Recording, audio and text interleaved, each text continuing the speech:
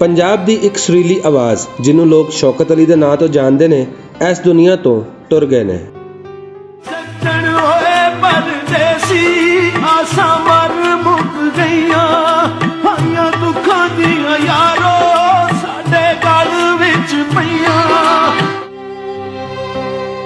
मलकवाल की धरती ते अखां खोलन वाले शौकत अली 1960 तो दुनिया वालियां दीयां समातां नूं अपनी आवाज़ दे सुर पेश कर रहे हैं। अपने कैरियर विच उन्हां फिल्मां दी प्लेबैक सिंगिंग, गज़लां, सूफी ते फोक गायकी दे मैदानां विच अपनी आवाज़ दा जादू जगाया है, जिहड़ा अज भी सुनन वालियां दे सिर चढ़ के बोलदा है। क्यों दूर दूर रहिंदे हो हुजूर मेरे कोलों, मैनू दस दिओ आ की कसूर मेरे कोलों।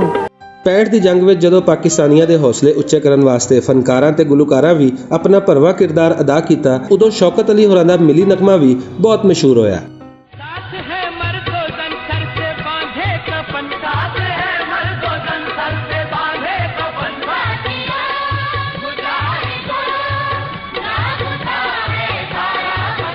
सारे मुल्क नूं जगाण वाला अज गूढ़ी नींदरे सो गया है ते अपनी सुरीली आवाज़ साडे लई छड्ड गया है, जिहड़ी अगलियां कई सदियां तक साडे कन्नां विच रस घोलदी रहेगी।